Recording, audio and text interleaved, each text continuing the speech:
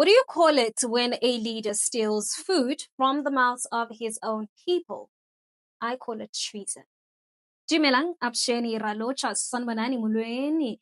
My name is Naledi Mfoloe, and it is my absolute pleasure to welcome you to the latest edition of the African Diaspora News channel, where we unravel the stories that shape our world and our community. Former Congolese Prime Minister Augustin Matata Mponyo has just been sentenced to 10 years hard labor. And why, right? Because 28 million Congolese was starving, and he was helping himself to nearly $245 million meant for one of Africa's biggest farming projects. Now, you can blame colonizers for the underdevelopment of Africa, and you wouldn't be wrong, right? But if we don't also hold our own to account, we are being complicit in our own oppression. A prime minister under Congolese former president Joseph Kabila was sentenced on Tuesday to 10 years of forced labor. Augustine Matata Ponyo Mapon, who is not in custody, was found guilty, Democratic Republic of Congo's Constitutional Court said, of embezzling $245 million from projects including the Bukanga Lonzo development. One of Africa's largest ever agricultural investments, it was touted as an answer to chronic food shortages when it launched in 2014. 3 years later, production ceased when the South African company operating it left Congo, saying it had not been paid in months. However, Ponyo's lawyer, Laurent Onyemba, said on Tuesday that the trial against his client was unfair and politically motivated. The ruling is disconnected from the truth and invalidates any credibility for the image of our justice system. Onyemba said Ponyo is in Kinshasa. The court said a former governor of Congo's central bank, Deogratius Mutombo, and South African businessman Christo Grobler were also sentenced to 5 years of forced labor. The case against Ponyo, PM from 2012 to 2016, was opened in 2021 as investigators appointed by President Felix Tshisekedi began digging into the conduct of the previous government. The Bukanga Lonzo Agro-Industrial Park was supposed to be a miracle, which was a $245 million blueprint to feed the DRC and create 222,000 jobs. But what did they get? No crops, no jobs, and no food at all. Just another cautionary tale about what happens when political power is used to not serve, but to consume.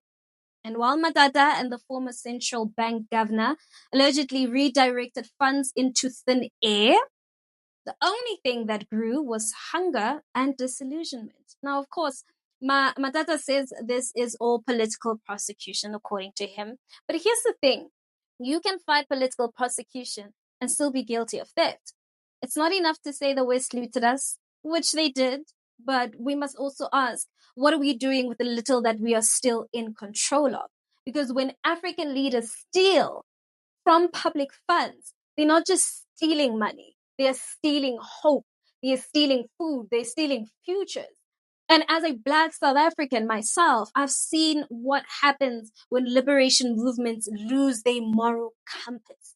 We are actually living with the consequences of broken promises, of elite deals, and looted billions. So when I look at the DRC, I don't point fingers from a distance, but I point inward too. Because corruption is not just a Congolese problem, but it is an African problem, and a very serious one at that. And until we start exposing corrupt leaders the same way we expose colonial greed, Africa's rise will forever be a myth told in conferences, but never felt in villages. So the story, I believe, isn't just about Matata, but it's about the need for a new kind of leadership that is ethical, that is accountable, and that is absolutely visionary. Africa doesn't need more development money, but we need systems that can protect public funds. We need local empowerment, right? And transparency at that. We need leaders who treat public office as service. So to my fellow Africans, let's keep calling out colonial injustice, but let's also call out betrayal from within. Because till we stop glorifying corrupt leaders in the name of Pan-Africanism, we will never taste the freedom we sing about.